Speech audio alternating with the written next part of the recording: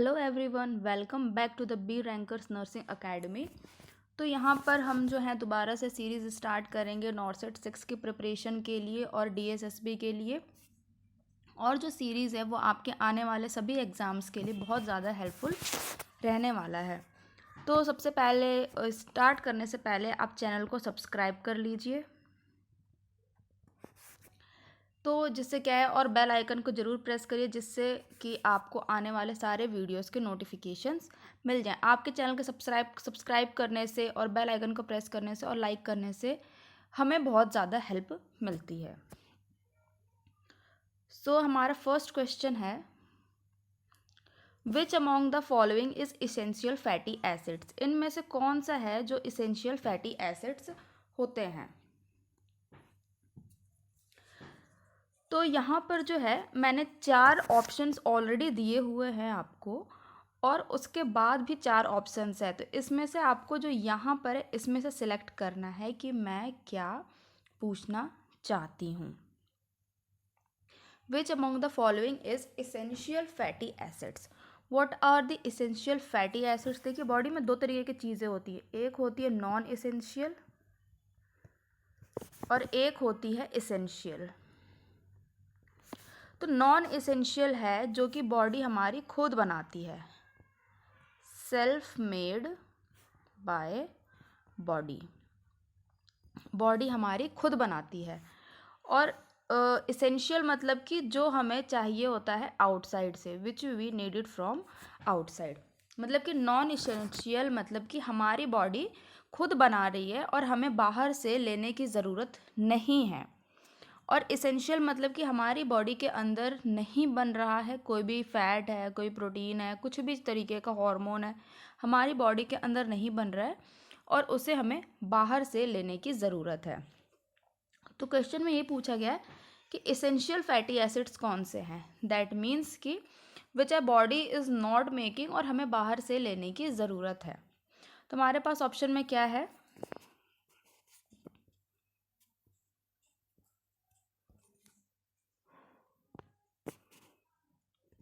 हमारे पास ऑप्शन में है linoleic acid, alpha linoleic acid, gamma linoleic acid, alpha linoleic acid और ओलिक एसिड। तो आपके पास ऑप्शन क्या है, या तो फर्स्ट सेकंड आंसर है, या फिर सेकंड और फोर्थ आंसर है, या तो फिर सेकंड थर्ड फोर्थ, तीनों ऑप्शंस जो हैं वो हमारे आंसर हैं। तो यहाँ पर जो हमारा आंसर जाएगा that is C is the correct answer. C यानी कि फर्स्ट और थर्ड ऑप्शन, यानी कि फर्स्ट और थर्ड ऑप्शन, यानी लिनोलिक एसिड और अल्फा लिनोलेनिक एसिड जो हैं ये ऐसे फैटी एसिड्स हैं जो कि इसेंशियल होते हैं, यानी कि जो कि हमें बॉडी के बाहर से लेने की ज़रूरत पड़ती है। तो व्हाट आई सेड, बॉडी में 2 तरीके की चीज़ें बनती हैं, इसेंशियल और नॉन इसेंशियल। तो इसेंशियल क्या होते हैं, जो हमारी बॉडी के अंदर प्रोड्यूस नहीं होता है और हमें बाहर से लेने की ज़रूरत है, और नॉन इसेंशियल मीन्स जो हमारी बॉडी के अंदर प्रोड्यूस होता है और हमें बाहर से लेने की ज़रूरत नहीं है। तो which among the following is essential fatty acids. तो लिनोलिक एसिड और alpha linoleic acids are the essential fatty acid. तो यहाँ पे हमारा करेक्ट ऑप्शन जाएगा ऑप्शन फर्स्ट एंड थर्ड, यानी कि सी।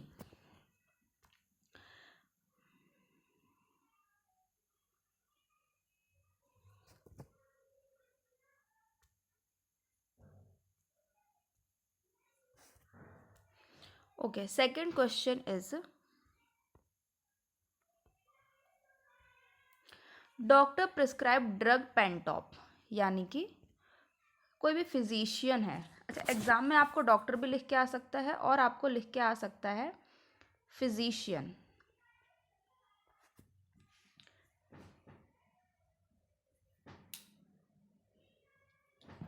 तो doctor prescribe drug Pantop 40 mg। Doctor ने ड्रग को प्रिस्क्राइब किया है पेंटॉप 40 mg AC। और यहाँ पर क्या क्वेश्चन है, व्हाट डज AC मीन्स, यानी कि ट्रीटमेंट डॉक्टर ने दिया है तो ऐसे लिख दिया है कि पेंटॉप 40 mg AC। तो यहाँ पर आपसे ये पूछा गया है कि एसी का मतलब क्या है। हमें यहाँ पर बताना है कि एसी का मतलब क्या है। Before meal, after meal, bed time और एज नीडेड। क्या खाना खाने से पहले आपको खाना है, क्या खाना खाने के बाद आपको खाना है, रात में सोते वक्त खाना है, या फिर जब आपको ज़रूरत हो तब। तो देखिए, पेंटॉप क्या है। पेंटॉप एक तरीके का प्रोटॉन पंप इनहिबिटर्स है। प्रोटॉन पंप इनहिबिटर है। पेंटॉप एक तरीके का प्रोटॉन पंप इनहिबिटर है जो है एसिड को न्यूट्रलाइज कर देगा स्टमक में। और कोई भी जैसे कि पैरासीटामोल चल रही है, कोई फिर हाई डोज की ड्रग्स चल रही हैं जिसकी वजह से अल्सर्स पड़ने के रिस्क हैं स्टमक के अंदर, तो वहाँ पर हम पेंटॉप को प्रिस्क्राइब करते हैं ताकि जो स्टमक के अंदर एसिड नेचर है उसको न्यूट्रलाइज कर दे और जो ड्रग का मेटाबॉलिज्म है उसकी वजह से स्टमक के म्यूकस मेम्ब्रेन पे कोई इफ़ेक्ट ना पड़े और किसी भी तरीके का अल्सर फॉर्मेशन ना हो। तो देखिए, अगर आपको एसी का मतलब यहाँ पर नहीं भी पता है कि एसी का मतलब क्या होता है, तो जस्ट थिंक कि पेंटॉप हम कब खाते हैं। हमेशा हम पेंटॉप जो है मील से पहले लेते हैं। So before meal is the correct answer. देखिए, डॉक्टर हमेशा क्या बोलते हैं कि पेंटॉप खाली पेट खाना है। खाली पेट खाना यानी कि मतलब मील से पहले। और अगर हमने मील ले भी लिया है and we forget to take the Pantop, तो नेक्स्ट मील के आधा घंटा पहले हम पेंटॉप को ले सकते हैं। तो हमेशा हमें ध्यान रखना है कि पेंटॉप को हमें खाली पेट ही देना है। So doctor prescribed drug Pentop 40 mg AC. What does the AC means? AC means before meal. So here the option first is our correct answer.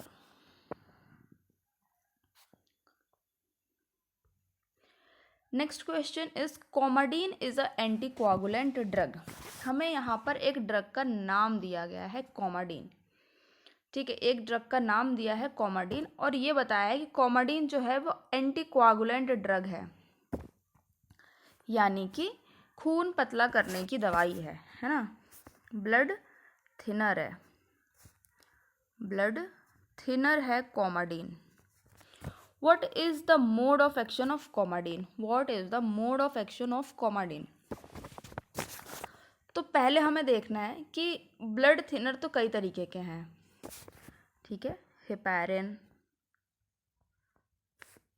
Warfarin. तो हमें ये देखना है कौन सा मोड पे क्या काम करता है। हेपारिन जो है वो एंटी थ्रोम्बिन होता है, हेपारिन एंटी थ्रोम्बिन होता है, और वारफेरिन एंटी वाइटामिन के एक्टिविटी है ना। वाइटामिन के is a clotting factor, means vitamin K helps in a clotting factor. Everyone knows that vitamin K is needed for the clotting of blood. तो हमें बताया गया है Coumadin एक एंटीकोआगुलेंट ड्रग है और इसका मोड ऑफ एक्शन हमें बताना है Coumadin का। So first we have to understand कि Coumadin हेपारिन है या वारफेरिन है। ये हमें हमेशा ध्यान रखना है कि अब ये ड्रग का नाम दिया बट यहाँ पे स्पेसिफाई नहीं किया कि वो हेपारिन है या वारफेरिन है। तो Coumadin जो ड्रग है ये हम ओरल लेते हैं, ठीक है, और हेपारिन को हमेशा आईवी रूट से ही लिया जाता है और वारफेरिन को ओरल टैबलेट फॉर्म में दिया जाता है। सो Coumadin is a warfarin and what does warfarin do? Anti vitamin के एक्टिविटी, एंटी वाइटामिन के एक्टिविटी, यानी कि Coumadin जो है एंटीकोआगुलेंट ड्रग है, ये बॉडी में वाइटामिन के जो है उसकी एक्टिविटी को रोकता है और ब्लड को कलेक्ट होने से, यानी ब्लड को थिक होने से, ब्लड का थक्का जमने से रोकता है। सो Coumadin एक एंटीकोआगुलेंट है, Coumadin इज वारफेरिन। Coumadin जो है वो वारफेरिन है और एंटीकोआगुलेंट एक्टिविटी है इसकी। इसका मोड ऑफ एक्शन है एंटी वाइटामिन के एक्टिविटी, ठीक है। वाइटामिन के एंटीकोआगुलेंट है Coumadin।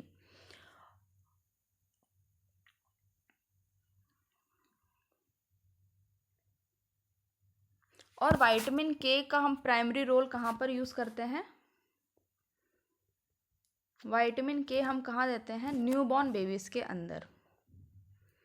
न्यूबॉर्न बेबीज़ के अंदर हम विटामिन के का इंजेक्शन देते हैं IM रूट से। क्यों? क्योंकि जो न्यूबॉर्न बेबीज़ होती हैं उनके गट स्टेराइल होती है और वहाँ पर उनका जो विटामिन के का सिंथेसिस प्रॉपर तरीके से नहीं हो पाता है, जिसकी वजह से वहाँ पर ब्लीडिंग के चांसेस होते हैं। इसीलिए जब भी न्यूबॉर्न बेबीज़ बॉर्न होते हैं हम उनको सबसे पहले IM रूट के थ्रू विटामिन के इंजेक्शंस देते हैं।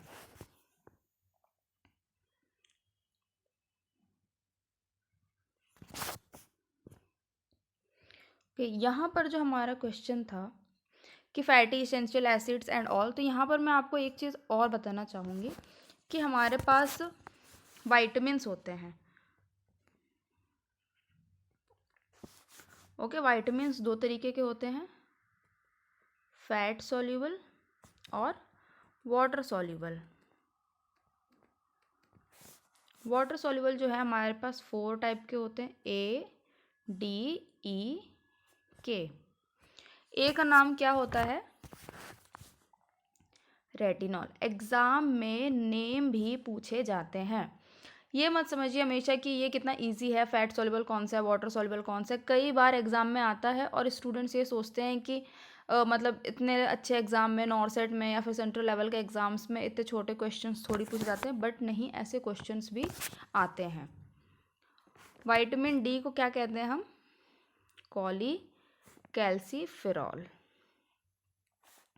Vitamin E is tocopherol. Vitamin K is फेनोक्विनिलॉल। ठीक है, वाटर सॉल्युबल में क्या क्या आ जाते हैं हमारे? हम यहाँ पे एक नई स्लाइड लेंगे।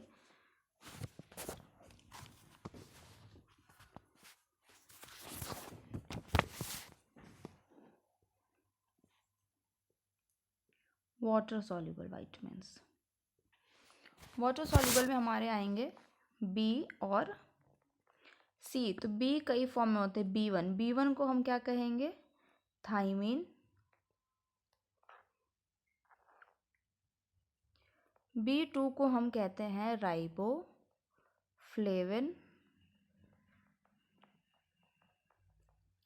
B3 को कहते हैं नियासिन।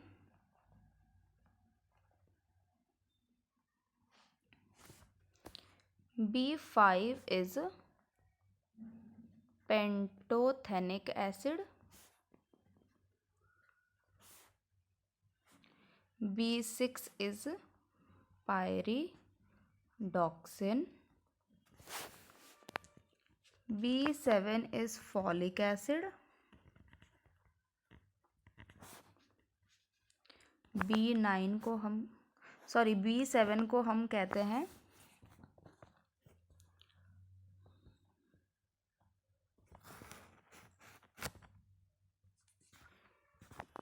बायोटिन। B9 को कहते हैं फॉलिक एसिड। और B12 को कहा जाता है साइनोकोबालअमीन। ठीक है, साइनोकोबालअमीन। तो देखिए यहाँ पर और भी बहुत इंपॉर्टेंट क्वेश्चंस अराइज होते हैं हमारे एग्ज़ाम में, जैसे कि B1 की डेफिशिएंसी हमें मेजरली कहाँ देखने को मिलती है? एल्कोहलिक पर्सन में। अब देखेंगे जो पर्सन्स बहुत ज़्यादा अल्कोहल लेते हैं उनके अंदर हमें B1 डेफिशिएंसी देखने को मिलती है।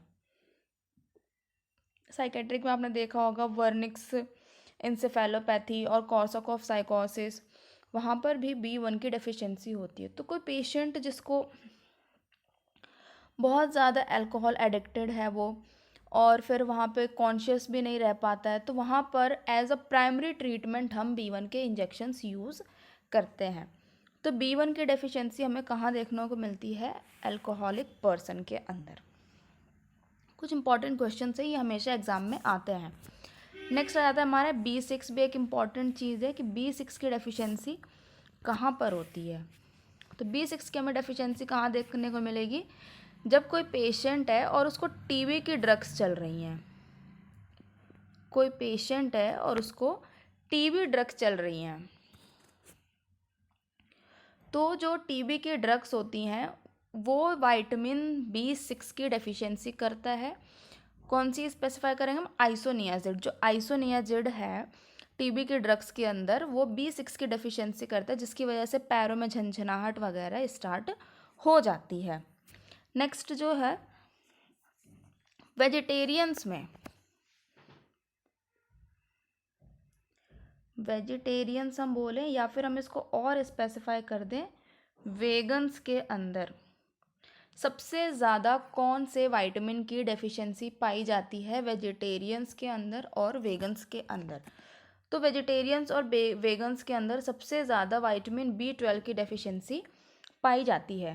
विटामिन B12 की डेफिशिएंसी, जिसको हम परनीशियस अनीमिया भी कहते हैं, जिसको हम परनीशियस अनीमिया कहते हैं।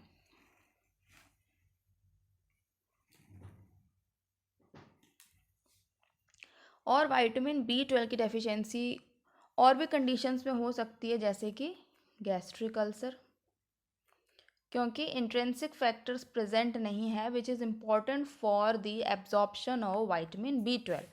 तो intrinsic factor is important for the absorption of vitamin B12। तो हमने क्या देखा?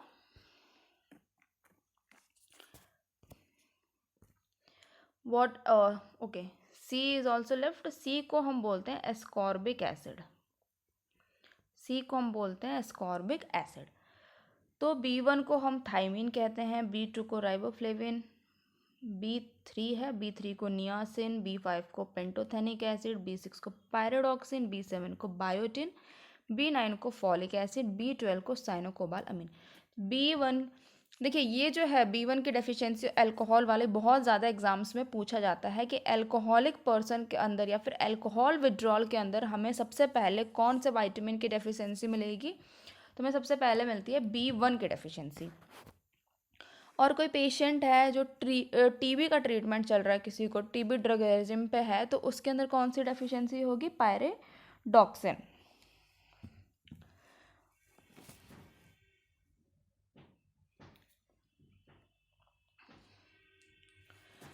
और जो वेजिटेरियंस हैं, जो वेगन्स होते हैं, उनके अंदर सबसे ज़्यादा कौन से विटामिन की डेफिशिएंसी होती है? उनके अंदर सबसे ज़्यादा होती है विटामिन B12 की डेफिशिएंसी। विटामिन B12 की डेफिशिएंसी से जो डिजीज़ होती है उसको हम कहते हैं pernicious anaemia. It is a kind of anaemia but happens due to deficiency of B12।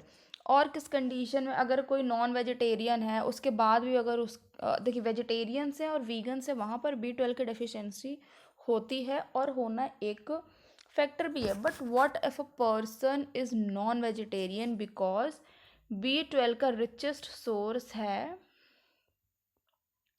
Animal and animal product. Animal product जो है is the richest source of B12। तो कोई इंडिविजुअल है जो कि नॉन वेजिटेरियन है, उसके अंदर भी अगर हम कभी देखते हैं B12 की डेफिशिएंसी, तो वहाँ पर चांसेस हैं कि उसको गैस्ट्रिक अल्सर या फिर गैस्ट्रिक कोई इश्यूज़ हो, क्योंकि intrinsic factor is the most important factor which is responsible for the absorption of vitamin B12। Okay, intrinsic factor हमें स्टमक में देखने को मिलता है।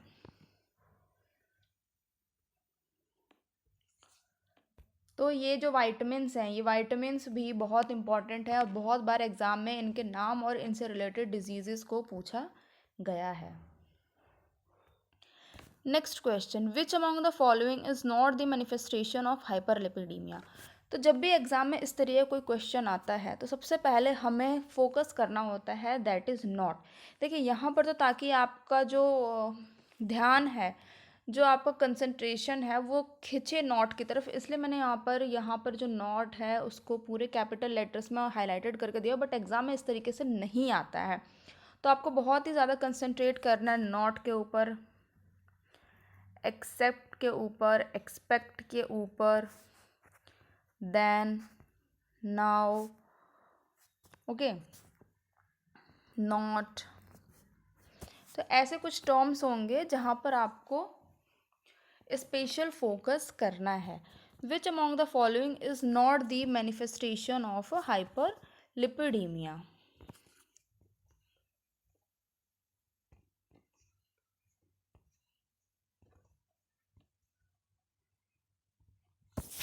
So what is hyperlipidaemia? पहले तो हम ये समझते हैं कि हाइपरलिपिडीमिया क्या होता है। Hyperlipidaemia is a condition in which blood concentration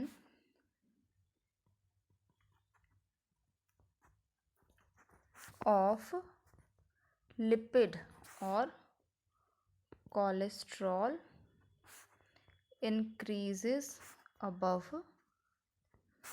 normal values. Okay. Which among the following is not the manifestation of hyperlipidaemia? तो पहले हमें यही जानना है कि वही हाइपरलिपिडीमिया ही क्या होता है, हाइपरलिपिडीमिया किसको कहते हैं। So hyperlipidemia is a condition in which blood concentration of lipid, जिसमें कि ब्लड के अंदर, हमारे खून के अंदर जो लिपिड है उसका या फिर जो कोलेस्ट्रॉल है उसका लेवल बहुत ज़्यादा बढ़ जाता है, नॉर्मल वैल्यू से अबव हो जाना। The condition in which blood concentration of lipid cholesterol increases above normal value is called hyperlipidaemia.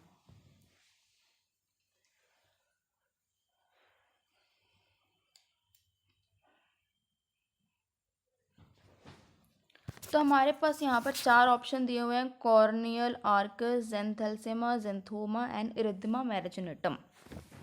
तो नाम, पहले जो नाम है हमें उन नाम का मतलब पता होना चाहिए कि कौन से वर्ड का मतलब क्या है, उसके बाद ही तो हम पता कर पाएंगे कि इसमें से कौन सा सिम्टम है लिपिडीमिया के नहीं। नाम जो है हमें उनका डिजीज़ नेम ही नहीं पता है, डिजीज़ का मीनिंग ही नहीं पता है, तो हम कैसे पता कर पाएंगे कि कंडीशंस हैं क्या। तो सबसे पहले हम देखते हैं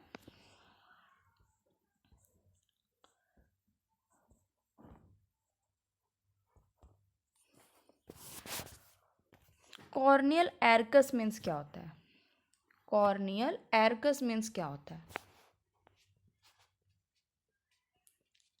लिपिड डिपोजिशन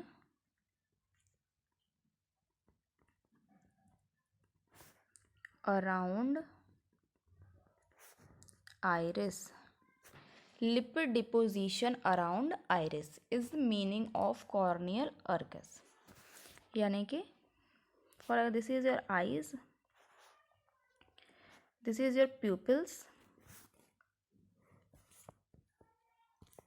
ठीक है। तो ये प्यूपल के साइड में इस तरीके से आइरिस है, तो यहाँ पर जो है बहुत सारे लिपिड का डिपोजिशन हो जाएगा इस तरीके से, इस तरीके से लिपिड का डिपोजिशन हो जाएगा। So lipid deposition around iris is called corneal arcus. Next is ज़ेनथैलेस्मा.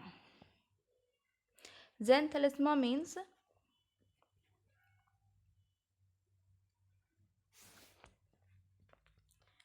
lipid deposition at the corner of eyes. Lipid deposition at the corner of eyes is ज़ेनथैलेस्मा. Next is ज़ेनथोमा. ज़ेनथोमा means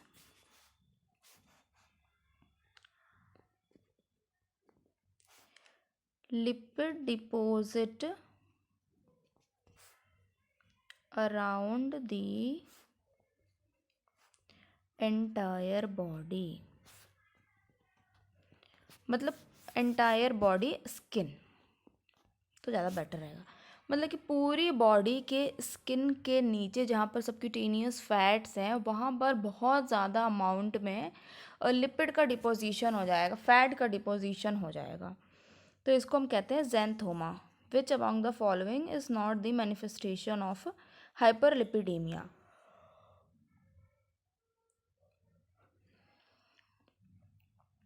तो xanthoma क्या है? Lipid deposition around the entire skin of the body. Next क्या है? Erythema marginatum. Erythema marginatum जो है it is a skin condition. Skin condition ये जो है एक स्किन कंडीशन है जिसमें जो है स्किन में रेडनेस आने लगती है, ठीक है। तो हम देखेंगे कॉर्नियल आर्कस, ज़ैंथेलिस्मा एंड ज़ैंथोमा, ये तीनों जो हैं कॉज ड्यू टू लिपिड।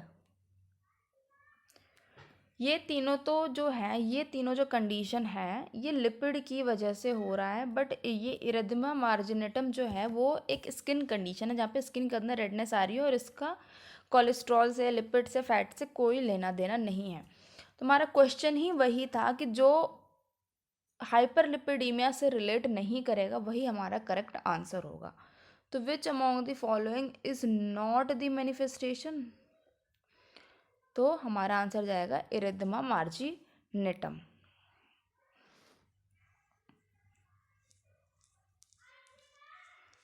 हमारा करेक्ट आंसर क्या रहेगा? Erythema marginatum. Which among the following is not the manifestation of hyperlipidemia, that is erythema मार्जिनेटम।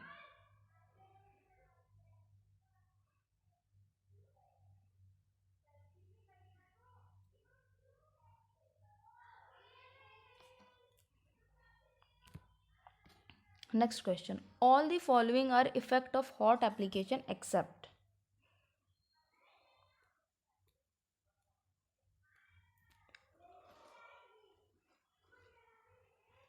All the following are effect of hot application except. जैसे मैंने आपके यहाँ पर ही बताया, मैंने आपको कि हमेशा नॉट, एक्सेप्ट, देन, नाउ सब पे फोकस करना है।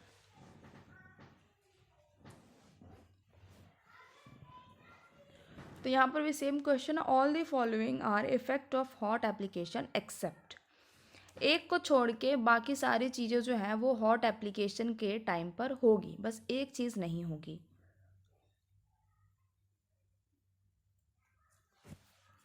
Decrease blood viscosity, increase tissue metabolism, peripheral vasoconstriction, increase oedema.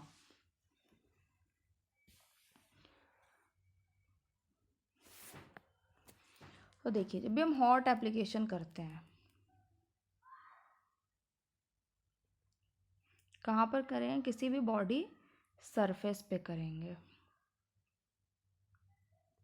ठीक है। तो हॉट एप्लीकेशन क्या? किसी बॉडी सरफेस पे। तो वहाँ से क्या हुआ? कैपिलरी रिफिल टाइम जो है वो इंक्रीज़ हो जाएगा। कैपिलरी रिफिल टाइम इंक्रीज़ हो जाएगा और यहाँ पर क्या होगा? ब्लड फ्लो फास्ट हो जाएगा। और ब्लड का फ्लो फास्ट हुआ तो किसी जगह पर अगर एडिमा है तो वो इंक्रीज़ हो जाएगा। हमारा ये क्वेश्चन क्या था? इंक्रीज एडिमा, तो ये तो होगा यहाँ पे। फिर पेरिफेरल वैसोकंस्ट्रिक्शन। तो देखिए हॉट एप्लीकेशन हम करते हैं तो क्योंकि कोई भी गर्म चीज़ कहीं पर अप्लाई होगी तो वेसल्स जो हैं वो डायलेट हो जाएंगे, चाहे वो पेरिफेरल है या फिर वो सेंट्रल हो, चाहे वो पेरिफेरल हो या फिर सेंट्रल हो। हॉट एप्लीकेशन से जब हम भी करते हैं तो वेसल्स डायलेट होती हैं, पेरिफेरल और सेंट्रल कोई सी भी। यहाँ क्या पूछा? पेरिफेरल वैसोकंस्ट्रिक्शन। पेरिफेरल वैसोकंस्ट्रिक्शन नहीं होगा, पेरिफेरल वैसो डायलेशन होगा। Okay, increase tissue metabolism. तो किसी भी एरिया पर जैसे हमने यहाँ देखा, तो कैपिलरी रिफिल टाइम बढ़ेगा तो ब्लड फ्लो फास्ट होगा, और ब्लड फ्लो फास्ट होने की वजह से टिश्यूज़ को ब्लड ज़्यादा मिलेगा। तो increase tissue metabolism and decrease blood viscosity. Viscosity means thickness. तो कोई भी एरिया, कोई भी जैसे कोई गाढ़ी सी चीज़ है, अगर आप उसको गर्म करते हैं तो क्या और गाढ़ा हो जाता है या फिर और पतला होता है? कोई भी चाशनी है, कुछ भी चीज़ है, ऑयल है, उसको हम जब हीटअप करते हैं तो वो और लाइट हो जाता है और लूज़ हो जाता है। तो decrease blood viscosity, blood viscosity यहाँ पर डिक्रीज नहीं होगी, ब्लड विस्कोसिटी बढ़ेगी।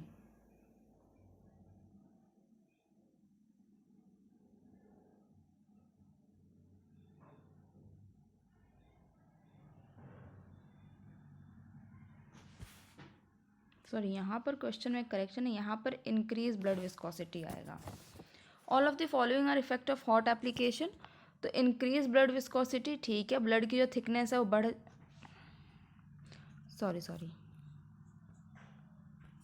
डिक्रीज ही रहेगा, कि जब भी हम हॉट एप्लीकेशन करते हैं ब्लड की विस्कोसिटी डिक्रीज हो जाती है, यानी कि ब्लड जो है वो थिक रहता है, वो और पतला हो जाता है, ठीक है। इंक्रीज टिश्यू मेटाबॉलिज्म, क्योंकि बॉडी के टिश्यूज़ को अच्छा खासा ब्लड मिलेगा तो टिश्यूज़ का मेटाबॉलिज्म भी हो जाएगा। और पेरिफेरल वैसोकॉन्स्ट्रिक्शन, तो जब भी हम हॉट एप्लीकेशन करते हैं तो पेरिफेरल में वैसोकॉन्स्ट्रिक्शन नहीं होता है, वैसो डायलेशन होता है। तो पेरिफेरल वैसोकॉन्स्ट्रिक्शन नहीं होगा, पेरिफेरल वैसो डायलेशन होगा और इंक्रीज एडिमा होगा। तो यहाँ पर हमारा करेक्ट आंसर जो है option third is the correct answer. एक बार और हम इस क्वेश्चन को देख लेते हैं। तो क्वेश्चन में क्या, all the following are effect of hot application except. एक ऐसा आंसर है जो कि हमारा हॉट एप्लीकेशन का इफेक्ट नहीं है। सो डिक्रीज ब्लड विस्कोसिटी, ब्लड की जो विस्कोसिटी है वो कम हो जाएगी, मतलब ब्लड जो है वो पतला हो जाएगा। इंक्रीज टिश्यू मेटाबॉलिज्म, क्योंकि टिश्यूज़ में बहुत ही अच्छे अमाउंट में ब्लड मिलेगा तो टिश्यूज़ का मेटाबॉलिज्म भी बढ़ेगा और एडिमा भी बढ़ेगा, क्योंकि अगर कोई एडिमेटस एरिया पहले से ही है, कोई भी एरिया है वो पहले से ही अगर एडिमेटस है तो वहाँ पर हम आइस एप्लीकेशन करते हैं, कोल्ड एप्लीकेशन करते हैं। अगर हम हॉट एप्लीकेशन करेंगे तो वहाँ पर एडिमा और बढ़ जाएगा। तो जो थर्ड आंसर है, correct answer is C, peripheral vasoconstriction नहीं होगा। और ये गलत क्यों है? क्योंकि पेरिफेरल वैसोकॉन्स्ट्रिक्शन नहीं, पेरिफेरल वैसो डायलेशन होगा, पेरिफेरल वैसो डायलेशन होगा। Next question, arrange the following according to absorption. जो यहाँ पर ऑप्शन है उनको इनके एब्जॉर्प्शन के टाइमिंग से अरेंज करना है, कि मतलब कौन स्लो अरेंज हो रहा है, फिर उससे फास्ट कौन सा एब्जॉर्ब होता है, फिर उससे फास्ट कौन सा एब्जॉर्ब होता है, फिर सबसे फास्ट किससे एब्जॉर्प्शन होता है। या फिर आप स्लो में भी अरेंज कर सकते हैं कि सबसे स्लो कहाँ से एब्जॉर्प्शन होता है। तो यहाँ पर इसके एब्जॉर्प्शन के हिसाब से आपको अरेंज करना है। देखिए, इस तरीके के कई क्वेश्चंस जो हैं वो भी एग्ज़ाम में पूछे जाते हैं, और ऐसे क्वेश्चन को समझना थोड़ा डिफ़िकल्ट हो जाता है, क्योंकि यहाँ पर जो है हमारा ब्रेन बहुत कंफ्यूज हो जाता है कि एग्ज़ाम में पूछना क्या चाहते हैं। तो ऐसे क्वेश्चंस के ऊपर हमें बहुत ज़्यादा फोकस करना होता है। Arrange the following according to absorption, तो इन चारों ऑप्शंस में से हमें अच्छे से इनको देखना है, पढ़ना है, समझना, और फिर इसको अरेंज करना है कौन सा ऑप्शन करेक्ट है।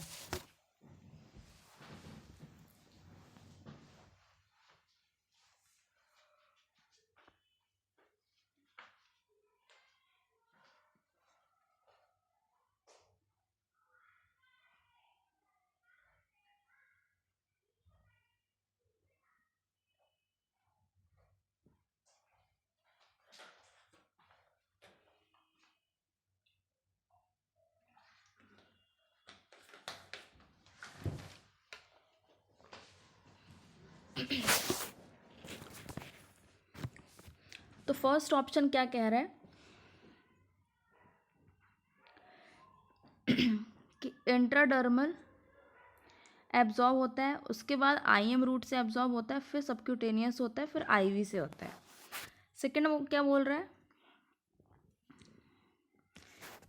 कि आईवी रूट से सबसे फास्ट एब्जॉर्प्शन है, फिर आईएम से है, फिर सबक्यूटेनियस है, फिर इंट्राडर्मल से है, फिर आईवी, सबक्यूटेनियस, इंट्राडर्मल और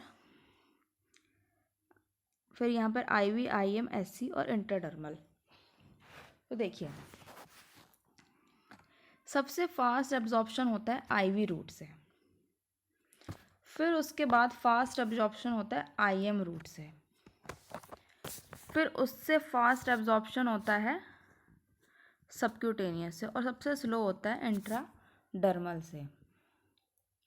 ठीक है, मतलब कि अगर आपने कोई ड्रग को एडमिनिस्टर किया,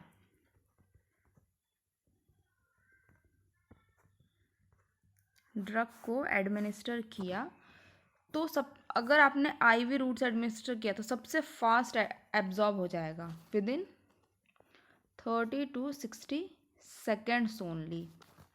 30 से 60 सेकेंड में आईवी रूट से ड्रग एब्जॉर्ब हो जाती है, असर कर जाता है इतनी देर। फिर अगर हमारे पास आईवी ऑप्शन में नहीं है और हमें थोड़ा फास्ट एब्जॉर्ब कराना तो हमें जाना है आईएम पे, हम आईएम को एब्जॉर्ब करेंगे। फिर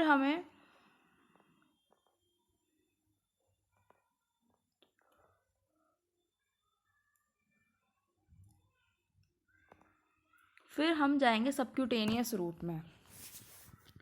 सबक्यूटेनियस रूट सबसे ज़्यादा मोस्टली कब प्रेफर करते हैं हम? एलर्जिक टेस्ट में, क्योंकि सबक्यूटेनियस जो है स्लो एब्जॉर्ब होता है और अगर किसी ड्रग से एलर्जी होने वाली है तो वहाँ पर उसका इफेक्ट भी स्लो होगा, तो हम प्रिकॉशन ले सकते हैं। और सबसे स्लो होता है इंट्राडर्मल रूट से। तो हम क्या देखेंगे? आईवी, आईएम, सबक्यूटेनियस, इंट्राडर्मल, यानी the correct option is second is the correct answer.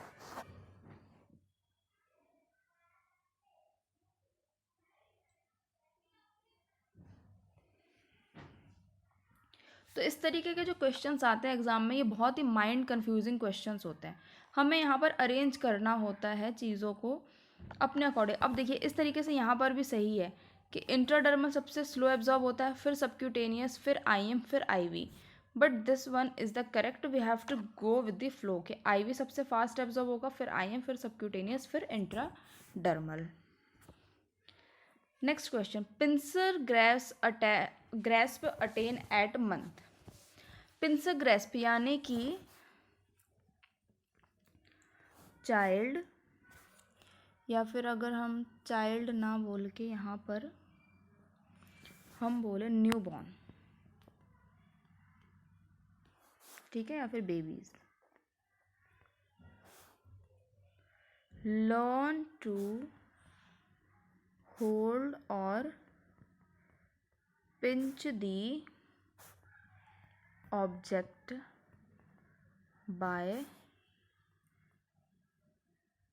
thumb by the use of thumb and index finger। यानी कि बच्चा अपने इंडेक्स फिंगर को और थंब को यूज़ करके कोई भी चीज़ को पकड़ ले, यानी जैसे कि इंडेक्स फिंगर और थंब को यूज़ कर रहे, कोई पेन पकड़ ले, कोई कॉपी उठा ले, कोई ब्लॉक रखे हैं वो सब उठा ले, तो इसको हम कहते हैं पिंसर ग्रेस्प। तो ये कौन से मंथ में आ जाती है? तो पिंसर ग्रेस्प आ जाती है हमारी 10 मंथ में। तो करेक्ट ऑप्शन जो है वो सेकंड है। पिंसर ग्रेस्प जो है वो 10 मंथ में डेवलप हो जाता है। Next question, the correct order of the phase in the bacterial growth curve is. Bacterial growth जो कर्व है उसमें करेक्ट ऑर्डर क्या है? बैक्टीरियल ग्रोथ जो कर्व आता है उसके अंदर करेक्ट ऑर्डर क्या रहता है?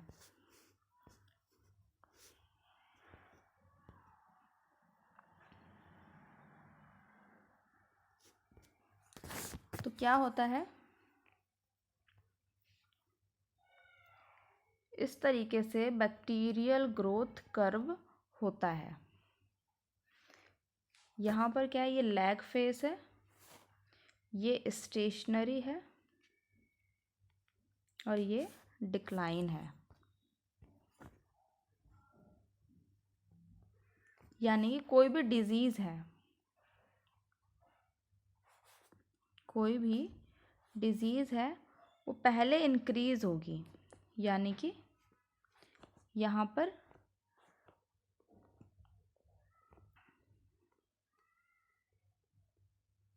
डिजीज़ इंक्रीज होगी। क्या बन गया ये,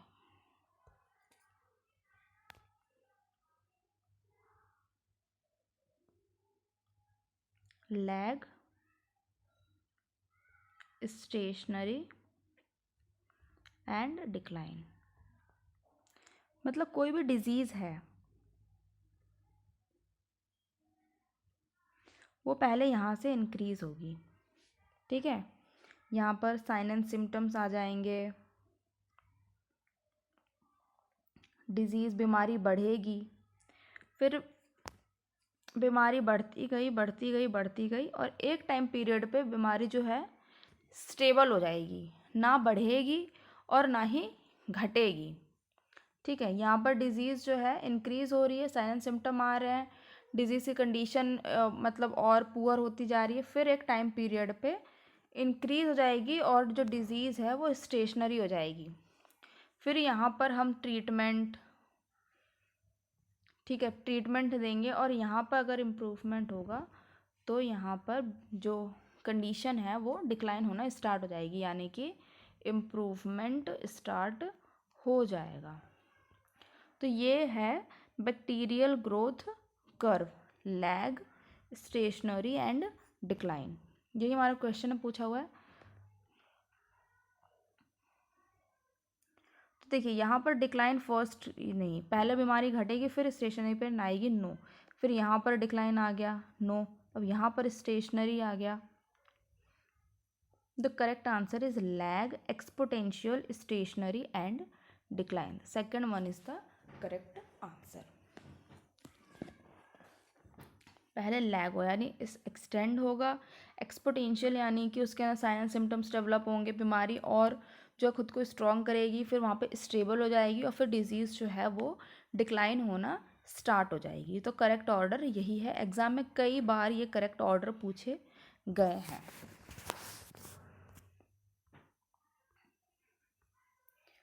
next question, basic difference between साइकोसिस एंड न्यूरोसिस। साइकोसिस और न्यूरोसिस का डिफरेंस क्या है? तो यहाँ पर हम देखते हैं दोनों के बीच में डिफरेंस।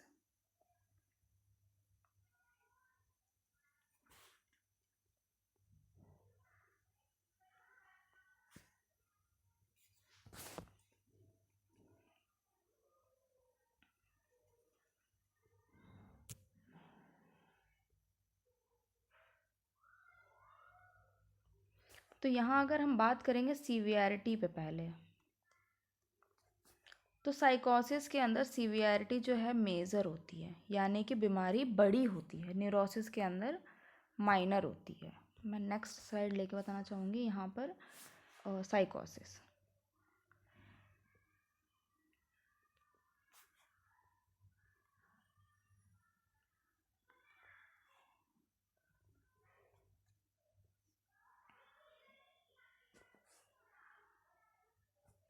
तो पहले हम देखेंगे सीवियरिटी के बेस पे।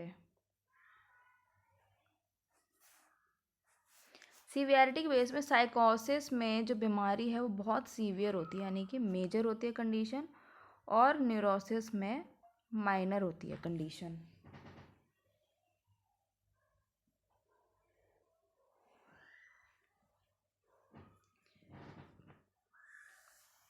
फिर उसके बाद हमारे पास आता है ट्रीटमेंट ऑप्शन, हम क्या क्या यूज़ कर सकते हैं। तो साइकोसिस में हमें एंटी साइकोटिक ड्रग यूज़ करने की ज़रूरत पड़ती है।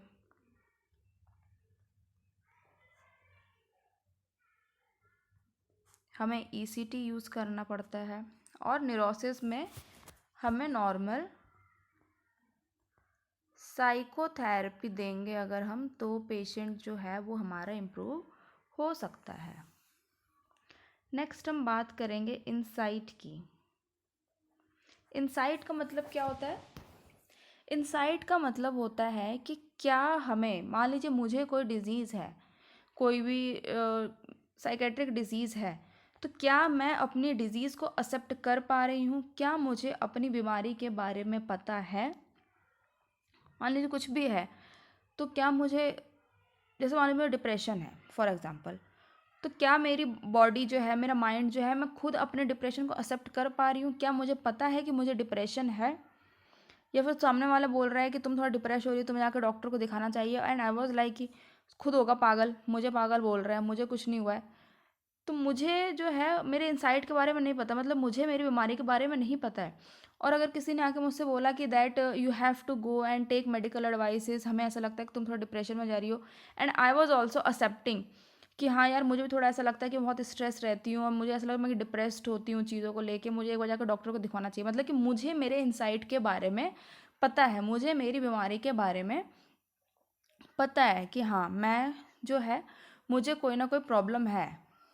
मतलब मानिया है, किसी को बहुत ज़्यादा कोई एक्टिव रहता है तो भाई उसको पता है क्या कि तुम्हें मानिया है, तुम बहुत ज़्यादा एक्टिव रहते हो, नॉर्मल एक इंसान इतना एक्टिव नहीं रहता है, तो बोलेगा कि हाँ यार, मुझे ऐसा लगता है कि मैं थोड़ा ज़्यादा एक्टिव हूँ। मतलब कि उसको उसके इंसाइट के बारे में पता है, मतलब उसके अंदर इंसाइट प्रेजेंट है, उसको उसकी बीमारी के बारे में पता है। लेकिन वो बोल रहा है कि हट, तू ही होगा एक्टिव, मैं तो नहीं हूँ, मैं तो बस नॉर्मल रहता हूँ, तू ही पागलों की तरह करता रहता है। मतलब कि उसके अंदर डिजीज़ है, लेकिन वो एक्सेप्ट करने के लिए रेडी नहीं है, उसको उसके इनसाइट के बारे में पता नहीं है। तो साइकोसिस में इनसाइट जो है एब्सेंट होती है, मतलब जो पेशेंट है उसको अपनी डिजीज़ के बारे में पता नहीं होता है, आप बताना भी चाहोगे तो वो एक्सेप्ट नहीं करेगा। और न्यूरोसिस में इनसाइट प्रेजेंट होती है। और नेक्स्ट आता है फिर हमारे पास उसके बाद जजमेंट, कि क्या जो पर्सन है जिसको हमें लग रहा है कि इसको कोई साइकेट्रिक डिसऑर्डर है, क्या वो किसी चीज़ को लेके जजमेंट कर पा रहा है, किसी भी चीज़ को लेके डिसीजंस ले पा रहा है, जजमेंट की स्किल्स हैं उसके अंदर या नहीं है। तो यहाँ पर जजमेंट भी एब्सेंट होता है, पेशेंट जो है वो किसी भी तरीके का जजमेंट नहीं कर पाता, और यहाँ पर जजमेंट प्रेजेंट होता है। तो हमने क्या देखा, सीवियरिटी के हिसाब से अगर हम देखें तो साइकोसिस जो है एक मेजर डिसऑर्डर है और न्यूरोसिस एक माइनर डिसऑर्डर्स के अंदर आता है। अब क्योंकि साइकोटिक एक मेजर डिसऑर्डर है तो वहाँ पर हमें ड्रग्स लेने पड़ेंगे, तो एंटी साइकोटिक ड्रग्स की हमें हेल्प लेनी पड़ती है। पेशेंट रिकवर नहीं हो रहा है तो हमें ईसीटी की भी हेल्प लेनी पड़ सकती है। और न्यूरोसिस में हम साइकोथेरेपी देके जनरली डिजीज़ कंडीशन को ठीक कर सकते हैं। इनसाइट क्या होता है, मैंने आपको बताया कि क्या कोई एक इंडिविजुअल है, उसको अपनी डिजीज़ कंडीशन के बारे में, अपने मेंटल स्टेटस के बारे में पता है, और पता है तो वो पता है या नहीं पता है, वो उसको एक्सेप्ट कर पा रहा है नहीं कर पा रहा, दैट इज़ इनसाइट। तो साइकोसिस में पेशेंट अपनी मेंटल स्टेटस को अंडरस्टैंड नहीं करता है, उसको लगता है कि वो नॉर्मल है और बाकी दुनिया उसको ऐसे ही पागल बोल रही है। तो यहाँ पर इनसाइट एब्सेंट होती है और न्यूरोसिस में इनसाइट प्रेजेंट होती है। जजमेंट जो है, साइकोसिस में जजमेंट बहुत पुअर होता है या फिर एब्सेंट ही होता है। मतलब कि जो पेशेंट जो साइकोसिस में है वो किसी भी तरीके के जजमेंट नहीं कर पाते हैं, कंडीशंस नहीं ले पाते हैं, तो जजमेंट यहाँ पर एब्सेंट होता है, यहाँ प्रेजेंट होता है। साइकोसिस में हमारी कंडीशन आ जाती है मानिया, डिप्रेशन, बाइपोलर डिसऑर्डर्स, और न्यूरोसिस में हमारी कंडीशंस आ जाएंगी जैसे कि फियर, एंजाइटी। ठीक है, तो यही हमारा क्वेश्चन है यहाँ पर, what is the basic difference between neurosis and साइकोसिस। ओके, यहाँ पर जो कंडीशन मैंने आपको बताई है इसमें से भी सबसे इम्पॉर्टेंट जो है वो है इनसाइट, सबसे इम्पॉर्टेंट, वेरी इम्पॉर्टेंट। कुछ भी एग्जाम में समझ में नहीं आ रहा है तो आपको इनसाइट के बेसिस पे आंसर्स को करना है। सो क्या ड्यूरेशन ऑफ इलनेस, मैंने आपको बताया कि ड्यूरेशन ऑफ इलनेस क्या मैटर करेगी, नो। सीवियरिटी मैटर करती है। क्लिनिकल फीचर्स से हमें कोई लेना देना नहीं है, तो हमारे पास यहाँ पर दो ऑप्शन है, सीवियरिटी और इनसाइट, और दोनों ही न्यूरोसिस और साइकोसिस के अंदर प्रेजेंट होते हैं जहाँ से हम डिफ्रेंशिएट कर सके। बट जब दोनों ऑप्शंस हो हमारे पास एग्ज़ाम में जब हमारे पास 2 करेक्ट ऑप्शंस होते हैं तो हमें यहाँ पर सेट करनी होती है प्रायोरिटी। और प्रायोरिटी सेट करने के लिए आपकी होनी चाहिए थ्योरी पर कमांड और होना चाहिए क्वेश्चन प्रैक्टिस, एक अच्छी क्वेश्चन प्रैक्टिस। और क्वेश्चन प्रैक्टिस के लिए हमारे बी रैंकर नर्सिंग एकेडमी के पे आपको डेली के सेशंस मिलेंगे जो आपको आपके नॉर्सेट 6, military nurses service, DSSB, CHO, SGPGI सारे तरीके के क्वेश्चंस, सारे तरीके के एग्ज़ाम्स में आपको क्रैक करने में बहुत हेल्पफुल रहेंगे। हम इमेज बेस्ड भी सॉल्व करते हैं क्वेश्चंस, आप हमारे प्रीवियस वीडियोस जाके देख सकते हैं। नॉर्सेट 5 के अंदर हमारे चैनल से जो क्वेश्चंस आए तो वहाँ से लोगों को बहुत ज़्यादा हेल्प मिली है। तो बेसिक डिफरेंस क्या है, देखिए जब 2 करेक्ट आंसर होते हैं तो हमें सेट करनी होती है प्रायोरिटी। और प्रायोरिटी मैंने आपको यहाँ पे बताया है कि इनसाइट ही सबसे इम्पॉर्टेंट होता है। तो यहाँ पर हमारा करेक्ट ऑप्शन जाएगा insight. Option 3 is the correct answer, that is insight. तो बेसिक डिफरेंस क्या है न्यूरोसिस एंड साइकोसिस के अंदर, दैट इज इनसाइट। तो यहाँ पर हमारा आज का सेशन ख़त्म होता है। आप प्लीज़ चैनल को लाइक, शेयर एंड सब्सक्राइब करें and don't forget to press the bell icon ताकि आपको डेली क्वेश्चन सीरीज़ जो है वहाँ पर मिलती रहे और आपको आपके नॉर्सेट 6, मिलिट्री नर्सिंग सर्विस और DSSB, CHO बाकी सारे एग्ज़ाम्स में बहुत हेल्पफुल रहेगा। Thank you everyone.